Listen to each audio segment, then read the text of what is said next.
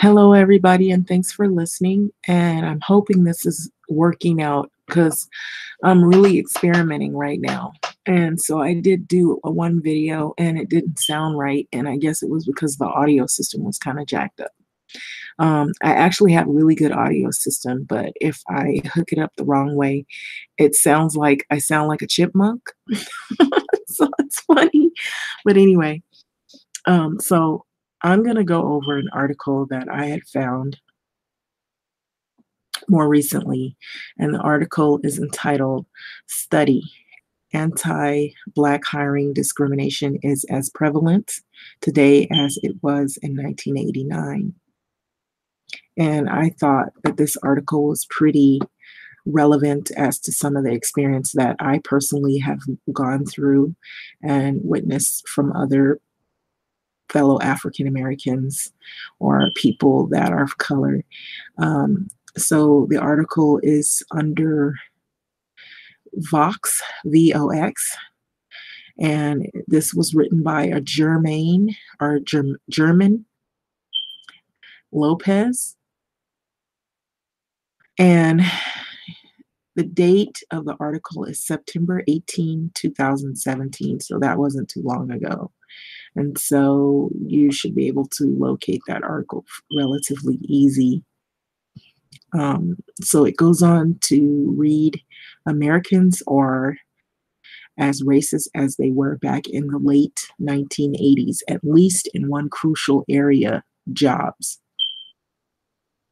A new study by researchers at Northwestern University, Harvard, and the Institute for Social Research in Norway looked at every available field experiment on hiring discrimination from 1989 through 2015, which is not that far away from today.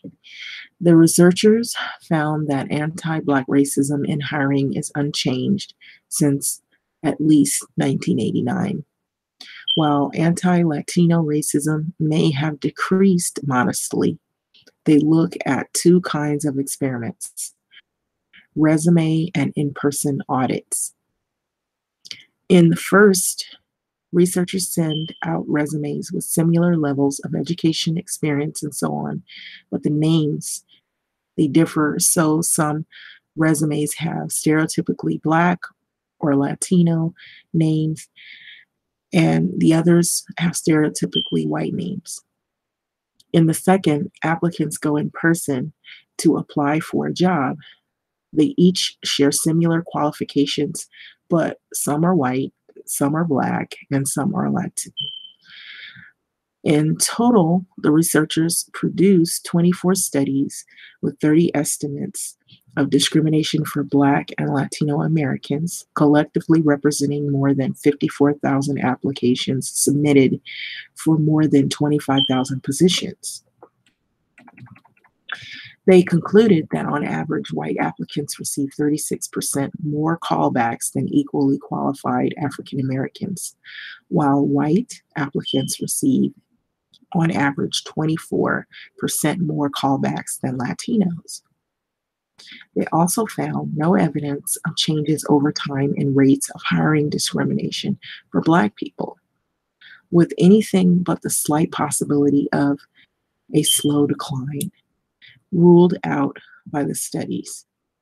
With Latinos, the evidence indicates a possible decline in discrimination, although this trend is outside of conventional levels of significance, meaning that the data isn't statistically significant enough to draw a solid conclusion. The researchers deployed a variety of controls to verify their results, from measuring outcomes in different ways to controlling for socioeconomic variables like geographic and unemployment rates. But they concluded, in all models, we see little evidence of a reduction in hiring discrimination against African Americans over time. One complicating factor may be publication bias. Maybe it's possible that studies that find no sign of discrimination are simply less likely to be published, since such findings aren't as shocking. So the researchers sought unpublished studies to include in their analysis, but they found that their inclusion did little to affect our estimates. One caveat to the research: its main findings only go back to 1989. The researchers note that our results did not address the possibility that hiring discrimination may have substantially dropped in the 1960s or early 1970s, during the civil rights era when many forms of direct discrimination were outlawed, as some evidence suggests. The studies also only look at discrimination at a point of hiring, not other aspects of the workplace in and of itself. And the meta analysis only found about 24 studies, a low count that the researchers acknowledge may make it difficult to detect subtle changes over time, since a lower amount of data makes estimates a little more noisy. This was particularly true for Latinos, for which there were only 9 relevant studies. Still, the findings are telling. Since the height of the crack cocaine epidemic era and all of the racism associated with it in the 1980s, anti-Black discrimination in hiring does not appear to have changed. That may help explain why, for example, unemployment gaps between Black and white Americans have also barely changed over time, and why racial wealth and income gaps are still so bad. The bottom line is whether you get a job in America can come down to your race. And that's likely as true today as it was back in 1989. So, this article, once again, is entitled From Vox, VOX, and it begins: study. Anti-Black hiring discrimination is as prevalent today as it was in 1989. Racism is still alive and well in America, by German Lopez. And so this wasn't long ago. This was just last year, September 18, and 2017. And so I just wanted to share the experiences that I've had in my workplace. Have been some things that I've mentioned. I hadn't mentioned everything, but I do notice that there's not that. I can start off by saying there's not that many Black people that work where I work. And I feel that some Black people do go through racism in getting hired. It's harder to find jobs that will hire us because of stereotypes, because of the way your name sounds, or they assume certain things of you. Because of stereotypes, there's lack of exposure, and the only exposure that certain individuals get is at the workplace. And then at the workplace, you're not guaranteed to keep the job and stay for a longevity. And our saying is, amongst some African Americans or people of color, Black people will say, we're the least to get hired and the first to get fired. And a lot of times when things are missing, or when somebody has something stolen from them in the workplace, Black people are often looked at as the culprit.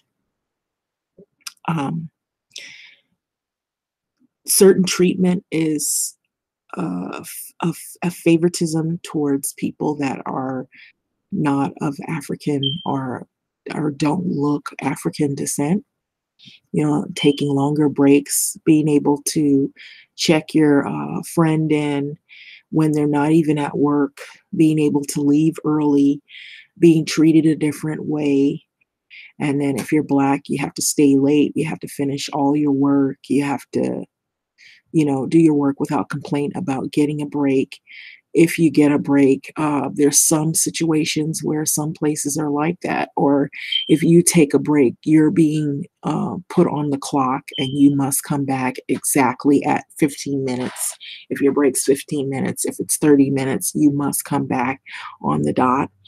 Whereas your counterpart or somebody that is not Black, they can kind of slack off. They don't have to really take um, a specific time to to be worried about coming back. Like, oh, I better be back in approximately 30 minutes. Oh, it was 5 minutes. Oh, she's not going to complain. You get back.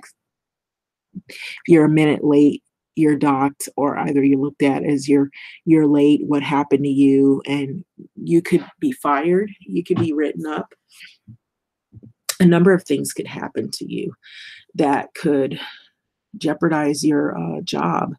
A lot of times you're blamed for things going wrong. If something doesn't go right on the job, if something is missing, I've mentioned that. Um, if too many Black people tend to gather together as a group to talk about anything, there's somebody watching. They don't want you to talk as a group amongst one another. They have fears that you'll start getting your heads together to talk about people who are really not really happy about you actually being there. They just wanted to have a couple of Black faces to fill a quota. So some of these things do go on in the workplace. These are real experiences. Some of these experiences I've personally had. Um, if they have luncheons or meetings or end of the year recognition for good work or recognition, rarely do you see Black people getting recognized. There's some jobs that will recognize you for your good work. And then there's other jobs you'll never see the Black person getting a trophy or a gift card or getting recognized for a good service. You're lucky if you get you know, your way out of there to retirement. And if you do, it's there. You get to a certain age, if you've been there for a long length of time, they want you to be replaced. When you get to a point where you're at the high pay scale and you're nearing retirement, it's almost encouraged for you to stop working. As other people, they're not as encouraged to stop working unless they say complain a lot about something hurting them or they're having trouble with something wrong with them. A lot of times accommodations are being made for people that aren't Black to stay longer. Um, I've seen this, and I'm basing it off of the place that I've worked, and this has happened. Lo and behold, we get the conversation. She wants to know what's being said, as if we're talking about her. But if she says something that is negative, that is stereotypical, you can't report it because you're afraid, because you fear that you're going to lose your job, because there's not that many African American or people of color working there. You're afraid that you're going to get fired. But this person, she can say whatever she wants to say because she's white or because she's been there for 20 plus years. And she has degrees and she has some credibility, some relevance there, and she feels empowered, and she's pretty much forewarns people, I can't get fired, so she has her ways of being manipulative. So it's come down to that. I've experienced this with this individual. And so they feel that they're untouchable. And the whiteness is one of the biggest reasons. And in so many ways, they subtly say that. And they'll say a lot of negative things about Black people. And the crazy part about it, there are some Black people that work there that if they're in a higher position, they've kind of gotten used to, so to speak, I guess, gotten used to being told you're the good Negro on the job. You got to teach the other ones what to do and what not to do, what to say, what not to say. So it's almost like that same plantation mentality, only it's on a fancier level where you're not in chains and shackles and on a quote unquote plantation farm, but you're treated like that in the workplace. In some places, there's some places here in LA County that treat people of color that way, where you have to watch what you say, watch who you're talking to, because that person you're talking to, they may be related to the CEO. They may be friends with the CEO. If you report somebody, that person's been working there how many years? You're the first to get fired. So it's like you really, there's nowhere you can turn. And even though they'll have these little incentives for people who maybe you don't make as much money, you're not really, you don't have as much power over others, of course. And those that have more power over you can kind of do what they want, say what they want. At least that's what's been relayed to me where I'm at. Um, they say, oh, it's a place, we've got a place for people to talk and express what kinds of troubles they're going through on the job and stuff. And I believe that if you express too much problems, um, you could get treated badly. You could be sent to a department that nobody wants to work at, or it's the next step on your way out the door and getting terminated. And so a lot of times, like I said, at the end of the year recognition, I hardly see people I know that are Black folks, been there 30 plus years. I've never seen them get recognition for their good service.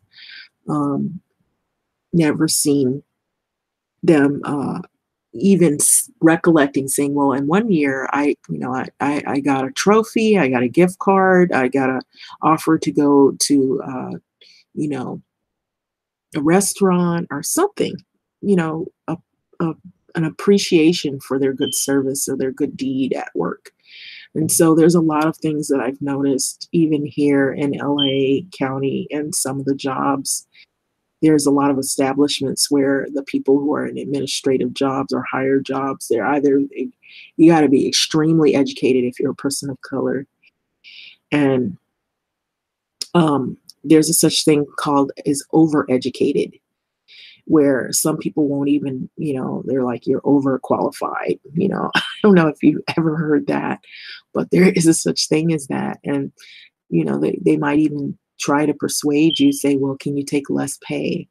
And you'll have another person that isn't of color, quote unquote, they may be from another background and they get paid more and they may not even have the schooling that you have. And you have more education, you have more knowledge about the subject matter, but you're getting paid less than those who are not, Black. And they're getting paid more simply because the favoritism or the climate of the workplace. And so these are things that I've experienced. I don't know if anybody else has experienced this. Maybe it's different for some people. I know there's some Black people as well. I'm Black. I live in America and I have not been treated these ways. Some people will say things like that and they may come from an economically, maybe a different background. Maybe they have friends in the workplace. Maybe they approach situations differently. Okay, let me bring up Ben Carson and all these other people, Omarosa, these types who maybe they are what Black people say, they're in the sunken place. And so they think that everything is honky dory and that they're not going to get the negative treatment because economically they're, from a different background, or maybe they didn't come from economically, they didn't have a lot of money, but somehow they got a good break in life and they were able to get involved in some type of profession and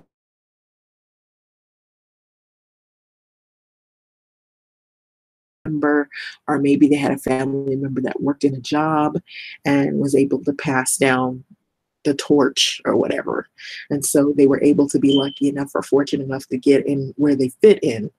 And that doesn't always happen for everybody. You don't have 100 Black women that have Oprah type money. Just because you see a few Black people, they're able to quote unquote pull up their bootstraps, it doesn't mean everybody's experience is going to be the same. And so brings me to this. I just thought I should mention it. I thought the article was interesting and it brought out an important point about how people, sometimes they assume that because one or two Black people were able to acquire a bunch of money, millions, billions, or they're the CEO, or they're able to get in where they fit in, that, oh, if she can do it, you can do it too. That doesn't happen for everybody. And so there are still people who are going through systemic racism, and it can come in different forms. And like, for one, I mentioned the workplace. And so that's a place where Black people really get the business. And that's my way of saying they really get the bad treatment. So some people will get bad treatment where, you are treated, lesser than, your coworkers because of race. And I don't know if people really are really looking at things from an honest point of view, maybe because in their lenses and their eyes and their experiences are different, or maybe they're not a person that is Black and they just don't understand. They don't seem to get it.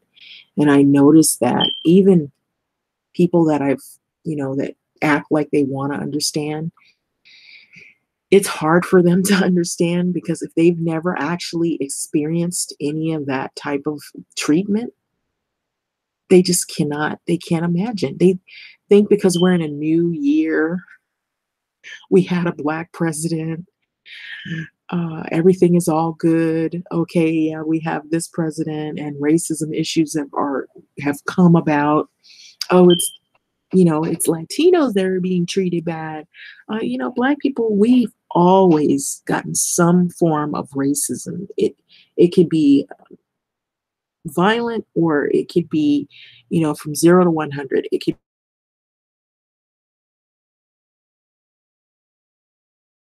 be, we don't want you marrying in our family. We don't want you living in our neighborhood. We're gonna, steer you in another neighborhood. We don't want you buying houses in our neighborhood, our apartments. We don't want you living here. We hate you and we want you to die. Or we're going to try to figure out how to run you out of the neighborhood, or murder you, So these are things that we have dealt with on an ongoing basis. It just never seems to end. And yes, it does happen even in the workplace, even with the stuff that they put on applications saying we don't discriminate based on race, creed, color. They do everything they say they're not going to do. They're doing just that in some of these workplace establishments. And I've noticed that even with where I'm working, I never see anybody of color, rarely, as much as I see people who are white or white looking getting awarded. They're getting gift certificates. They're being pat on the back, given incentives to move up the ladder of the chain of command to get higher income. It's not encouraged for the people that are Black that are there. It's, there's no incentive to move up, and there's an incentive to stay quiet. Don't say anything about how you're being treated, and be happy you have a job. I guess that's the way they view it, and they figure you should be happy just to be working there. But there's no room for advancement. And the only way you can get in those positions is if you apply for that firsthand. And then I've noticed people who are in those positions, they don't stay very long if they're a person of color.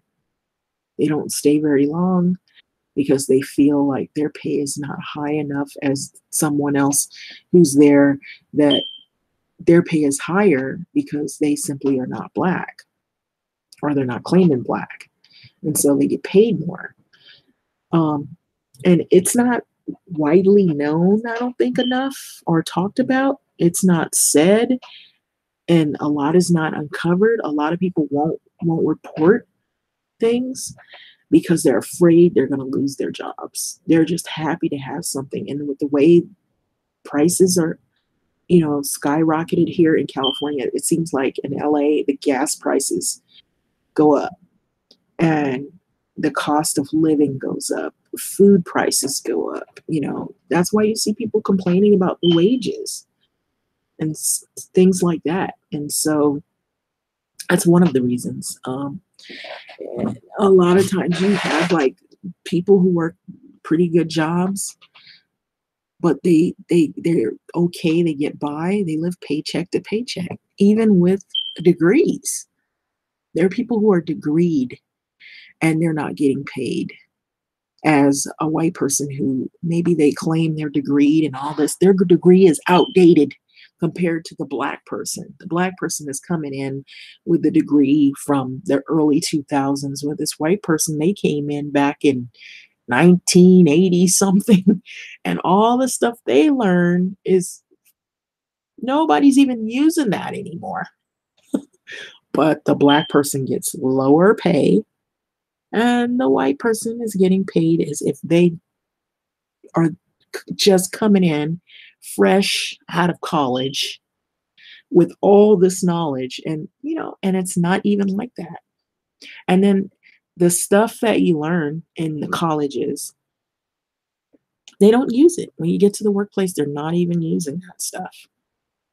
You come in with all this knowledge and all these ideas, and it's shot down by some person that's been there back in 1980 something. And they're telling you, like, you're a dummy, like, you don't know what's going on. And so if you tell them something, you're not going to be there long. They get mad at you. Who is she? You're the nigger. I'm not a nigger. You listen to me. That's the mentality that they have. They're not saying that, but it's in their actions on how they treat you. And so that's what you get treated like when you're there. Like, you can't tell me I'm the one that's the expert. I've been here 20 plus years. Yeah, but your shit that you learned was back in 1980. They don't even do that anymore in the classroom. And then they're asking you for all of your knowledge, pulling all your talents out of you, using it, and guess who gets the credit? Not the Black person. The white person gets the credit, as if they came with all this knowledge, like they went home and researched it. No, they didn't research it. They got it from the Black person that is working in there underneath them. It really should be the one getting the pay, the higher pay, but you're not recognized like that. And so I just thought I should put that out there. I don't know if people know this is going on, but it is going on. And I'm sure I'm not the only one that has dealt with this. And it's people can get mad, like, this has got to stop. It's unfair. But if you say something about it, you won't be working there. And the first thing we hear, Blacks are lazy. They don't want to work. You want to work. But the reason why some Blacks won't work at these jobs is exactly what I'm telling you is going on there. Some of them don't want to deal with this. They don't want to be bothered with some racist employer. But if there's nothing else out there, you're going to put up with as much shit as you can put up with just to pay your bills. And you're going to do it as much as you can until you can find something better, or you can move on with your life and find some kind of peace elsewhere. And so this is the kind of thing that I've experienced. I just thought I would put that out there. So I'd like to thank everyone who thus far has listened to some of the blogs and some of the social issues that I brought about on the forefront. Hopefully this video came out pretty good. I will be checking for it, and I will get back with you, and have a good night. Bye.